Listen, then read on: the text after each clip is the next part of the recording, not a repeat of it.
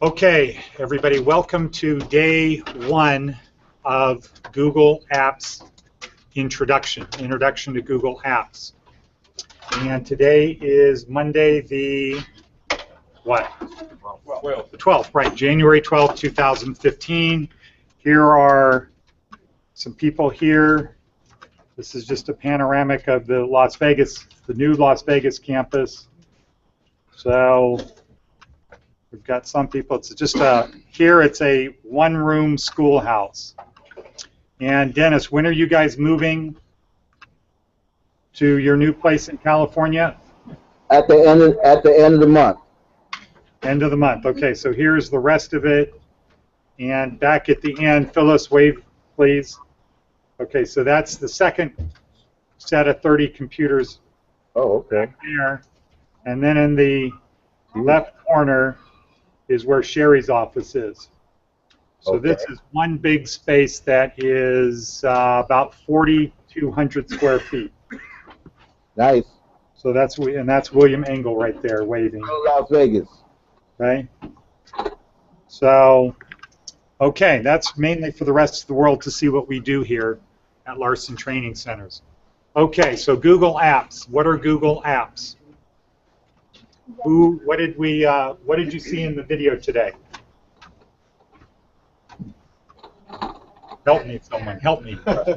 How to share. How to share. Okay, what are Google Apps? No. Doc, Drive. Okay, so apps is short for applications. Okay, we'll start there.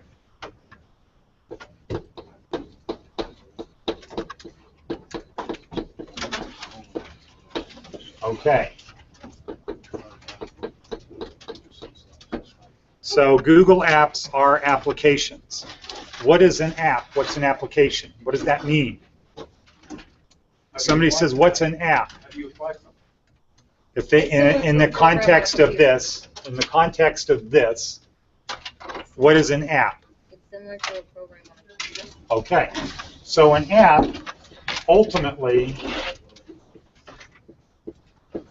is a program. It's a computer program. It's a self-contained set of instructions that gets a computer to do certain things. There's input and then there's output. If you do this, then certain things are going to happen.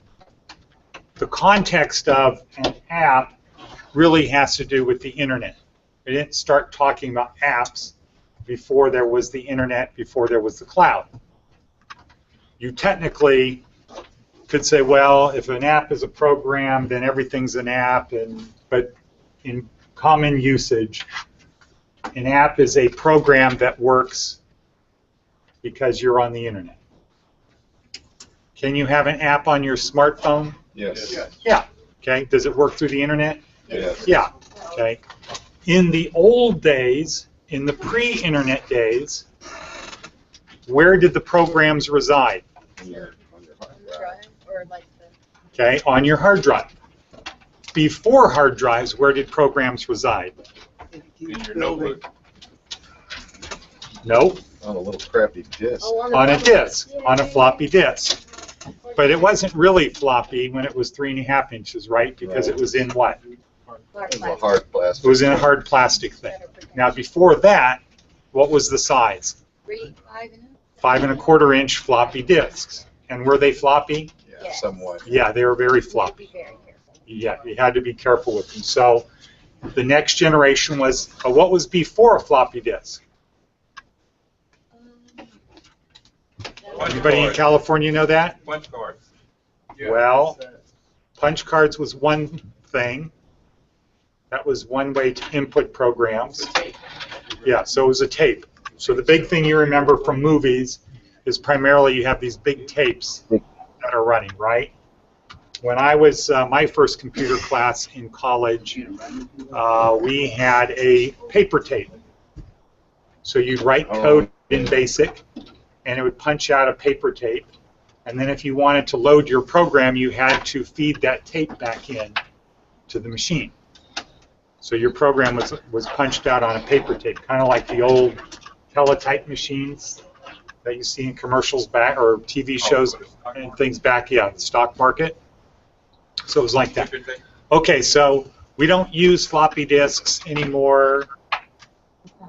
We have things on hard drives, and then what was an improvement on a hard drive? A USB, okay, zip drive, and then they got, so that was something that plugged in the back. It had a cable, and now all of a sudden, then we went to thumb drives, right? A little USB drive. And those are kind of unimportant anymore. Well, but if you have, so you would only use that now if you didn't have internet access. That's the only time to have a thumb drive, is if you don't have access to the internet. But if you have access to the internet, where is it stored? In the cloud. In the cloud. And how do you get it to and from the cloud? Just use your application. Through an app. They saved it. Okay, through an app. So that little history course is to show that the progression of computers has gone from older bulky stuff to less bulky stuff to non-bulky stuff because it's stored on the cloud. It's stored on the internet where you don't need to have a lot of hardware. Hardware is kind of redundant. You still need to have hardware because we don't have implants, right? So we still have to have some type of device to interface with the cloud. And here at Larson, we use computers. A lot of people, like myself, also use a smartphone. What else could people use to interface the Tablet. A tablet. Okay. What else? Laptop. Yeah, a laptop. What else? Huh? Those Kindle devices. Okay, so that's a tablet. Okay. What's the thing that's in between a phone and a tablet? BlackBerry. Smartphone. That's called a phablet. Those really big, they're too big to be a phone and they're too small to be a tablet, Oh, like the mega cell. whatever they're called. Okay, so that would be a phablet. Combination phone tablet. No. Go and find it on truestories.com. Okay, so that's where life is moving. Where are businesses located today on that spectrum? Wow. No, No. they're on databases, on servers. Okay, so most businesses have computers that have stuff stored on hard drives. Okay, they're moving to the cloud. And they're moving to the cloud on applications that are easy. Like, okay, well, we'll start storing stuff on the cloud instead of on our hard drive. But that's just because it's a central repository. That's how they would be using Drive. Somebody in the office would say, an administrative person would say, okay, well, I'm going to start storing stuff also on the cloud. I have it on the computers here, but I'm going to back it up to the cloud. Okay, that would be the first step that businesses would use. I'm going to back this stuff up to the cloud. Because if you're in a business, is it important to back up your data? Yeah. And how did they do it 5 years ago? Put it on a disk. It might be on a disk, another hard drive somewhere. There were backup flash drives. There were backup places that you could do Something. data storage facilities that you could have a virtual private connection to store your data. Now that's all becoming totally obsolete because everybody has cloud storage. The good news is businesses are all moving to the cloud because it's easier, faster, cheaper, better. The better news is very few of them know really how to use any of the apps. So for example, storage is on what Google app? Drive. Drive, right. But is that all that Drive does? No. No. That is really a small part of what Drive does. What else does Drive do? So there is storage. Okay, and then there is what I'll call, quote, office, which is what? Docs, forms, spreadsheets, and slides. Okay, in California, what is the comparable to Google Docs? Word. Word, right. So you have Word. What's the comparable to Sheet Excel. Correct? in California? Right, Excel. Uh, What's the comparable to Slides Powerful. in California? Thank you for the energy. PowerPoint. PowerPoint, right. Now, what is the comparable to Forms? You don't have. In California, what is the comparable to Forms? Forms. Anybody? Doc. Forms. Okay, well, the answer is the closest thing would be Access, Okay. which is Microsoft's Okay. Forms is a simple database, and one of the things about Google Office compared to Microsoft Office is it's easy to learn. In Nevada, we do Google Docs. We don't do Word because Word is, we do a lot of other stuff. We don't have enough time to do Word and learn our Google Apps. So here we do the Google Office. We do the Google Office because with these Google apps, you can do 80% of what you can do in Microsoft 80% of the time. It's not as good as Microsoft Office. That's why you still do it in California. Google Office is not as good as Microsoft Office, but you can do more things in Google Docs than you can do in Office, and it's collaborative. That's the key thing. You can do more things. You can do more things, and it's easier to learn. So, in terms of Drive, only part of Google Drive is storage. Not a small part. Only one of the things that you do in Google Drive is storage. There's all of these other things that you do in there too. And then they have something for illustration, something, right? On Google Drive, new illustration. Okay, so businesses are moving to the cloud. Starting point was primarily Drive, storage, but that's not the opportunity. The opportunity is to get a job, get a position, because you can help that business get to the cloud. And I think probably everybody in California is aware medical offices like Kaiser Permanente in California is really jumping on the cloud for medical practice. So it's very common you go for a medical exam in California at a Kaiser place, you're in the examination room, there's a nurse practitioner there, there's a camera, there's a screen, and the doctor is somewhere else. He's not there. Your exam is with somebody who is hundreds of miles away. Can that be more efficient? Yeah. Well, would you like it compared to a doctor there? No.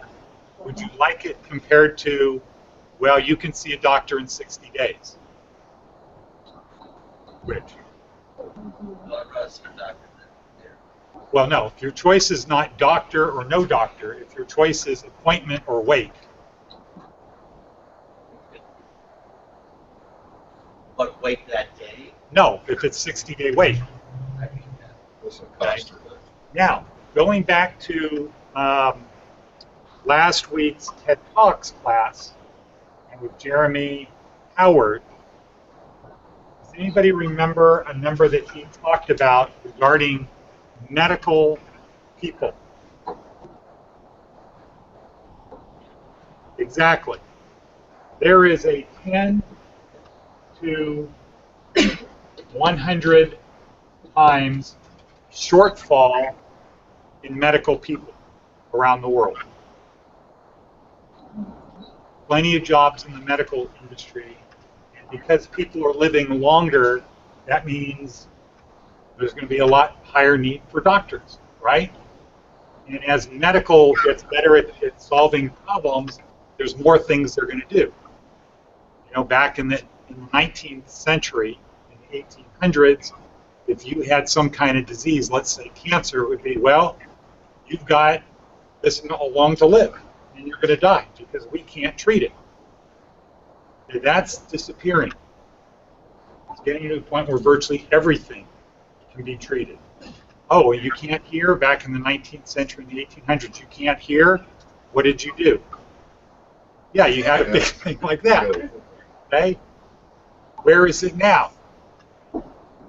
Really small implants, right? Okay? Where is it going to go in the future? In the future, you're going to regrow your eardrum. You have money. Okay? So there will always be need for people who work in the medical profession. And for people who've been to the doctor lately, it's now that there are more people working in the front of the doctor's office that don't practice medicine than people who do practice medicine. Why is that the case?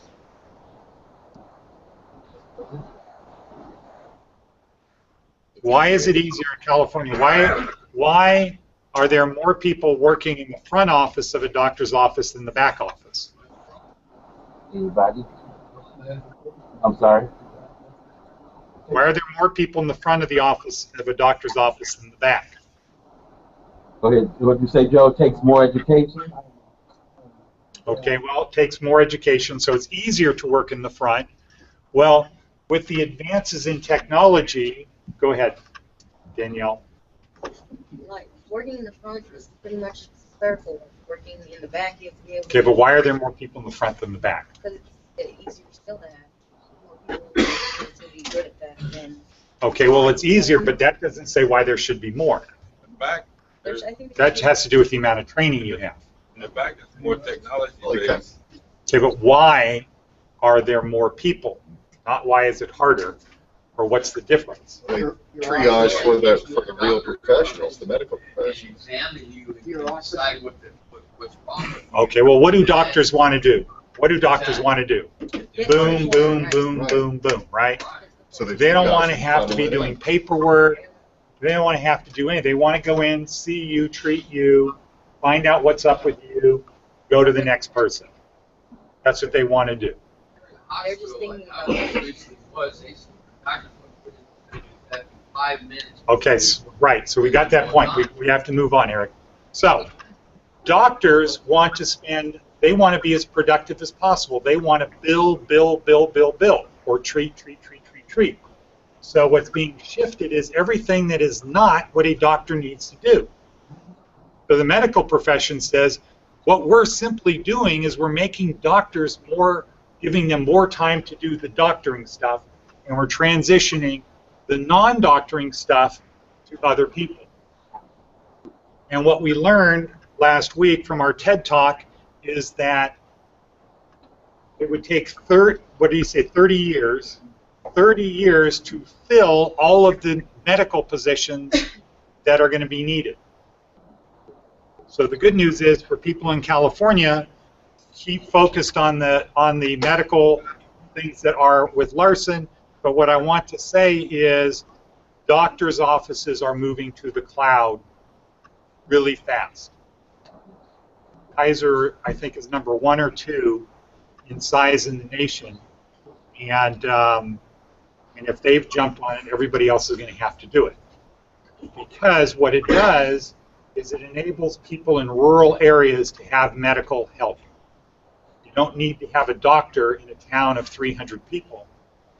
You need a physician's assistant. You need a Or a nurse practitioner. You need somebody who, when the doctor talks, they know what they're saying. They say, I need you to do a Hetza blood test. or schedule this, they need to say okay, not huh. Okay, so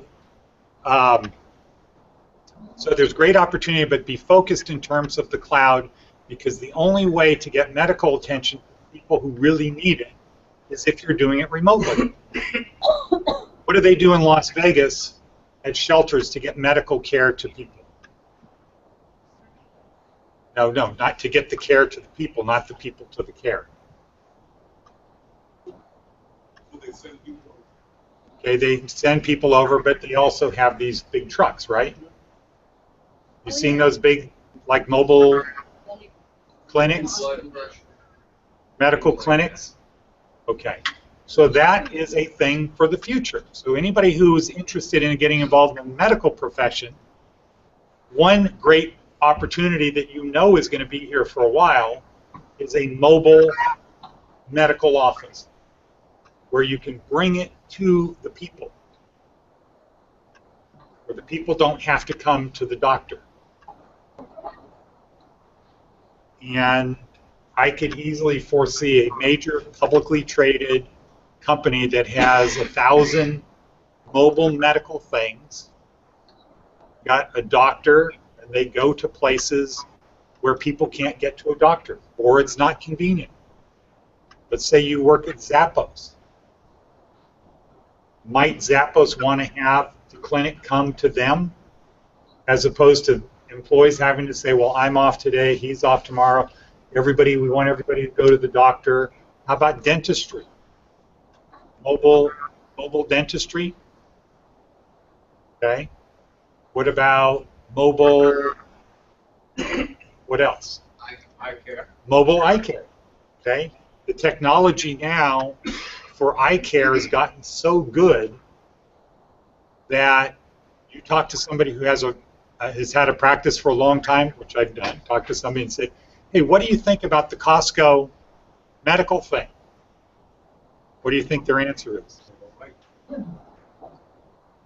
What do you think their answer is about? What do you think of them, of the quality? What do you think of the quality of Costco eye care? They say it's great for the amount of money. I can't do that. I couldn't compete with Costco. I stay in business because I specialize in things, and I do things that Costco won't do. Like people at Costco, not a lot of people at Costco are going to want to spend $1,000 for iframes, right? Is there anybody who's in Hollywood, who's a person in Hollywood, that would spend less than $1,000 in iframes? No, not really. So Costco doesn't compete for eye care with movie stars. So there always is the eye doctor for the movie star. But the opportunity for everyone else is mobile clinics. They have applications that they're now are big deals in Africa because they can't get a mobile clinic, to people that are out in the middle of Africa. But people have cell phones out there. And so there are apps that test people's eyes for different diseases, infections, and things like that, where you're looking at your cell phone from this far away, an arm's length away, you cover up this eye, and then you use your thumb and you're pushing things on the screen, and then it gets smaller, and they can do a lot of eye tests that way. And if you fail the eye test, now we know who we need to bring in for something else, right? As opposed to nobody gets treated, everybody takes this test, everybody, and the people who can't pass the test or who have an eye disease because they have a parasite in their eye, they're the people we need to treat now. And how do we treat them? Well, we send out little vials of this stuff, and there's a nurse practitioner or a physician's assistant. There's somebody who's had some medical training that can go out and treat all these people. That's the future. That's the future of getting medicine to the people, and that's because of the cloud. So for people in California, it's great that you're doing the medical classes. Be thinking in terms of using the cloud to get you employment. Now, what are some of the other?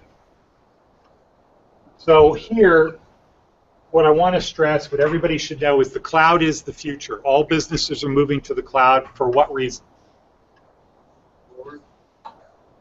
Simplicity. Okay. What is it that employers? What are the two things employers care about? Save money, make money. Okay. Now let's apply that to the cloud. Did they say I will use the cloud if it makes me money or saves me money? Okay.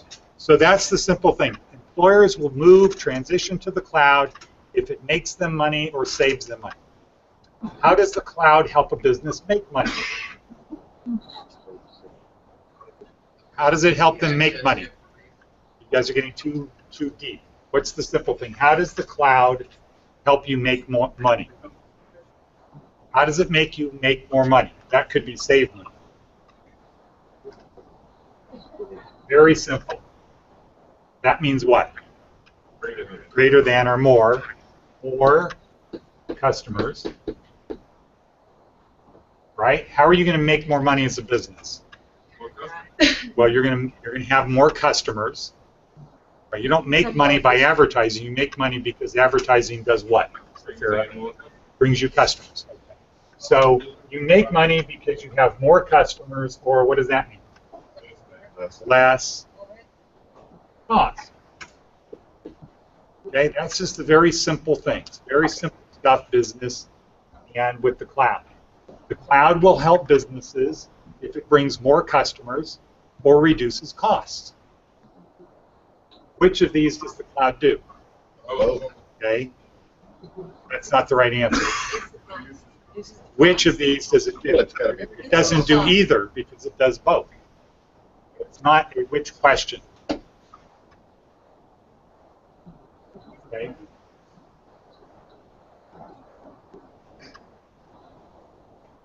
So the cloud is good for businesses because it meets the fundamental test of businesses. Does it make me money? Does it save me money? It does both. There is no business, no rational business is not going to want to move to the cloud. Are people always rational, Eric? No. People are not always rational. In fact, we learned from Hans and Ola Rosling that people are mostly what? Irrational. We make bad business decisions, right? We make bad decisions in life. So as part of the interview, what you have to do is make it easy for people to make a rational decision. So let me ask you this, Marcellus. Or let me ask you this, Miguel. Are you interested in your company in making more money? Are you interested in saving money? Boy, have I got something for you. That's how easy it is. When you're in your interview, the interviewer, the professional interviewer, might have a whole agenda and a whole game plan and a procedure and methodology they want to go through. At the end of the day, they are being evaluated on, did you hire us the right people? People who are going to make us money or save us money. Did you do that? So when you're in your interview, one of the first things you need to decide in the first 5 seconds, or certainly within the first 50 seconds, is this person who's interviewing me a stakeholder in this business, or is it their job? That's part of the first 50 seconds. Am I talking to somebody here who it's their job to weed out people, or am I talking to somebody here who wants to make more money?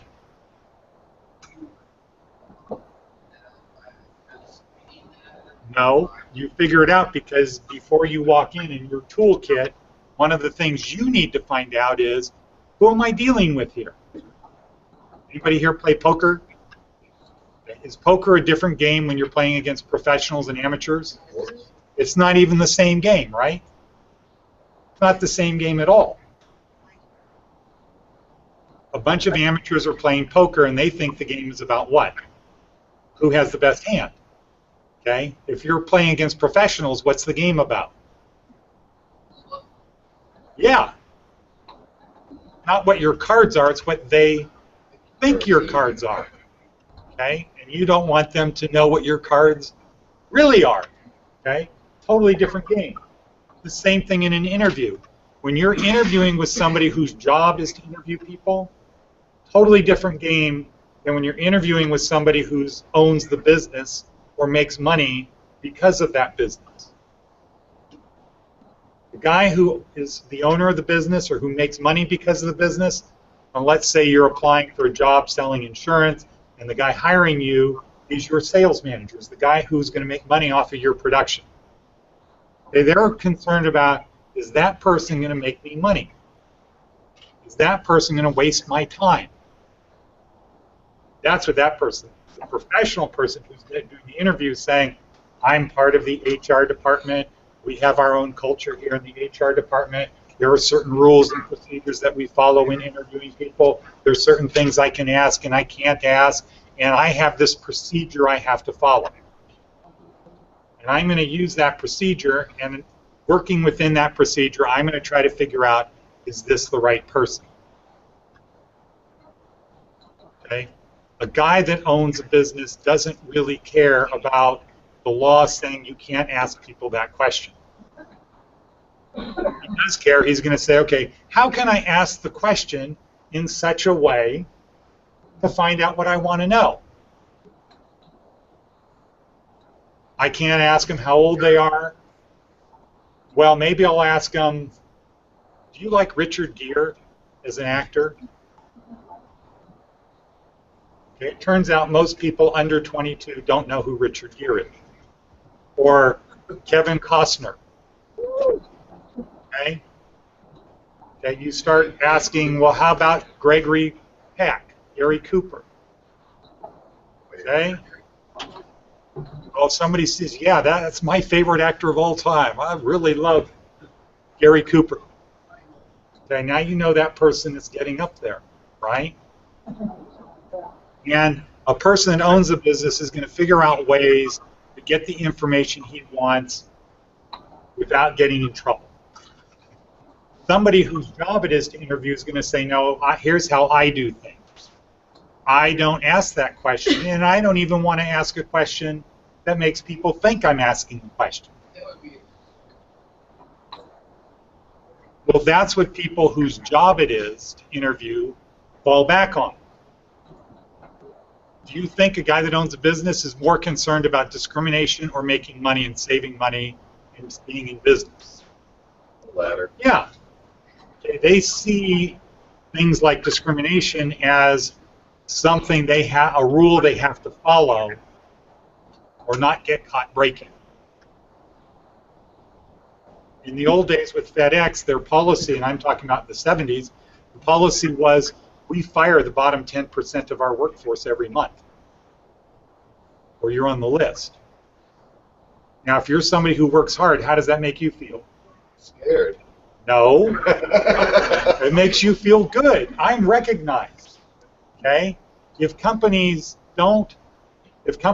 allow poor performance, how do you feel as somebody who's a hard worker? Your value. You feel not valued. They don't care about me. If you work in a company where that if you don't work and you do work hard, you're treated the same. Oh, no. Okay? Yeah. Okay? So you need to find out who you're dealing with. And that becomes important in figuring out how you use the cloud. Because a professional interviewer who's worried about the rules of HR, they don't really care too much about the cloud. So how you talk about the cloud is different than if you're talking to the owner of the business versus not. So like I did with Miguel. Owns his business. Are you interested in making money or saving money? Yeah. Well, I've got something for you.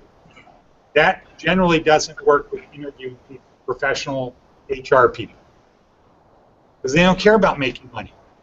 That's not where they get paid or fired. All right. So how you talk about the cloud in an interview is important.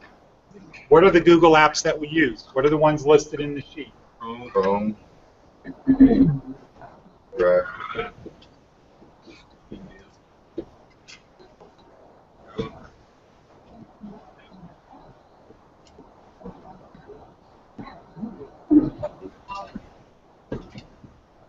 Voice.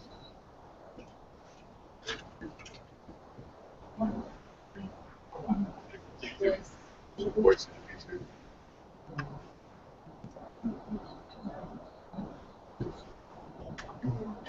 Okay, so very quickly in the last 12 minutes, we've already talked about Drive.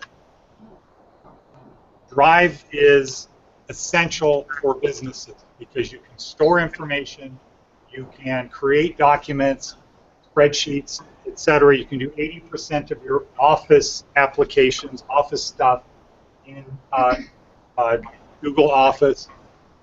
But the thing that's great about it is collaboration.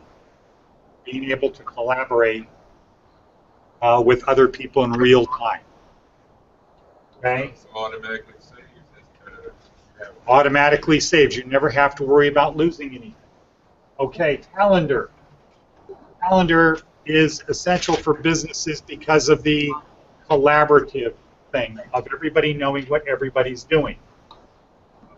Okay, the ideal thing, if you have a group of people and we're supposed to accomplish a task and everybody's standing around and somebody says, okay, forward, what happens?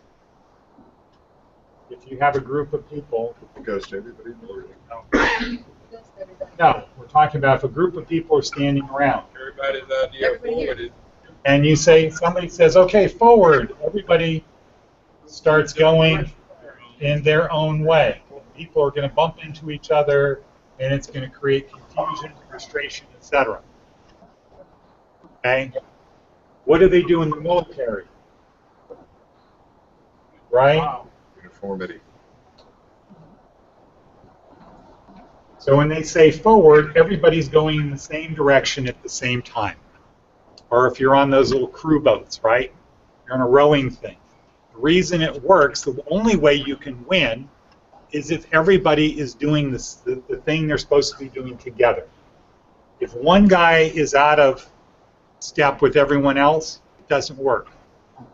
Basketball teams are another example where you have to play with guys for a long time. Hockey teams are the same thing because you don't have really set plays. It's not like football. Everybody comes back to the huddle and it's okay, you do this. And everybody knows what they're supposed to do. In basketball, you know what you need to do. You don't know what to do.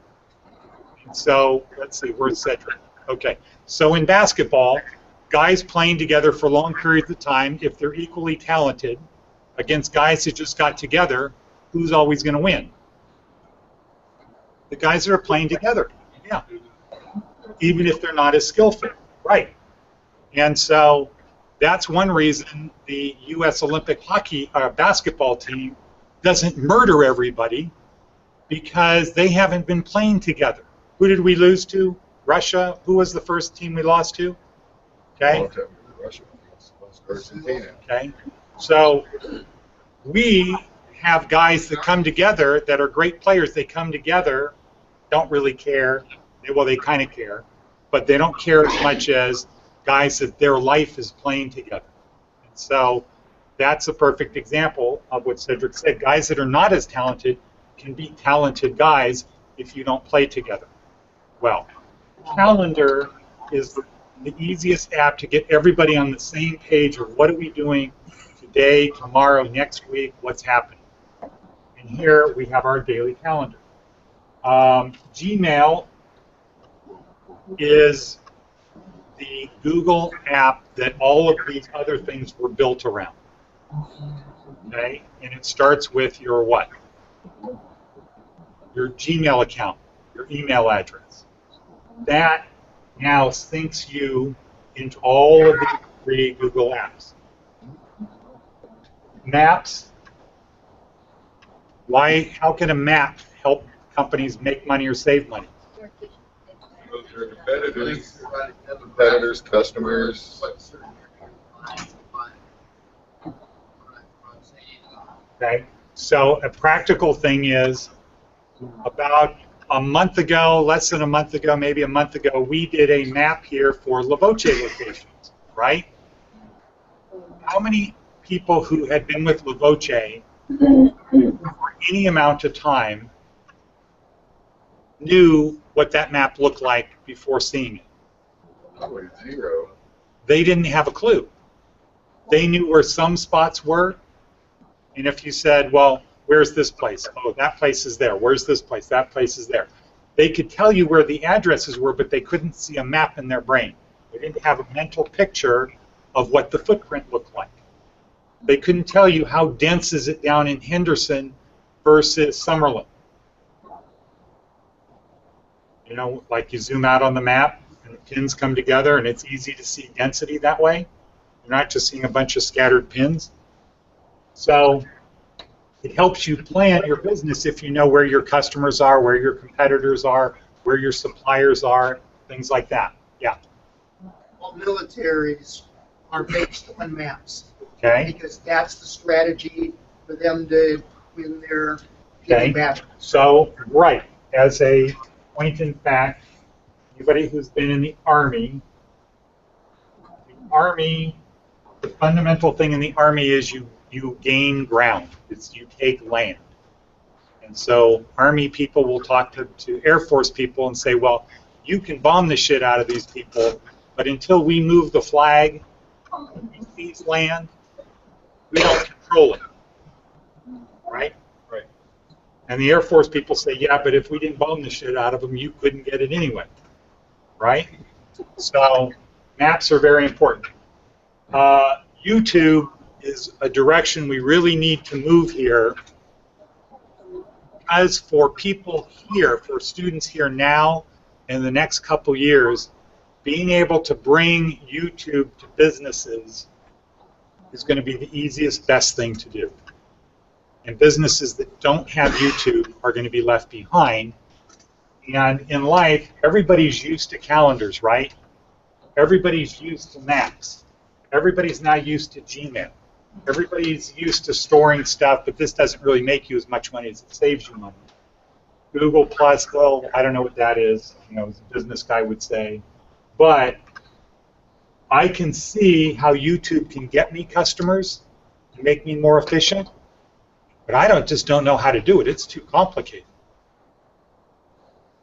And so we've got to figure out a way to get it so when everybody graduates from Larson, that they have mastered YouTube and can go to a business or go to the interview and say, oh, cloud, blah, blah, blah, blah, blah. Well, here's a little YouTube video I did on your business. I think I did that. You know, don't you just download UCAN and then No. You can make a video. Okay.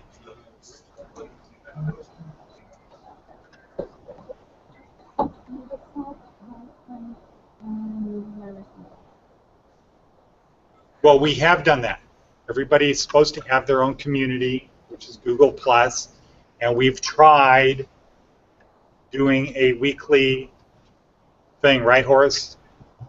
We've tried doing that, but more energy is taken trying to do it than getting it done. Okay? So we need to figure out how to do it, because I will tell you, this app right here is the app today that will help you get jobs if you know how to use it. And that includes using it, shooting it, thinking about what you're going to say, getting it done fast. It includes editing it, uploading it, and sharing it with people who need to see it. Voice is one of the great things, but Google doesn't really have it down to the way it should be. But with voice, the takeaway for voice in our last couple minutes is Google Voice is like caller ID, but you get to have a customized message for the person.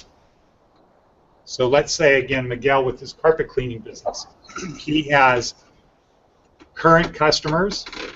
What else do you have? What type of customers? Potential customers, current customers, and Fast. past customers, right? You used to be a customer, you're not. And if you're used to be a customer and you're not, what are the two basic reasons you're not? I don't want you, or you don't want me. Or I don't have Okay. carpets anymore. Well, you don't want me. Okay, that's a you don't want me. Okay, so the simple thing with Google Voice is Miguel takes all of his customers, he puts them into a circle. So he has 3 circles. past, present, and future. Okay? He puts all of his, these are his current customers right here. The people he lost, he goes through his old files, he has them added to here. And in future, he gets a mailing list or does something somewhere. Puts something on Facebook, special deal, and those people all respond, and then he creates a voice recording, a message for those people.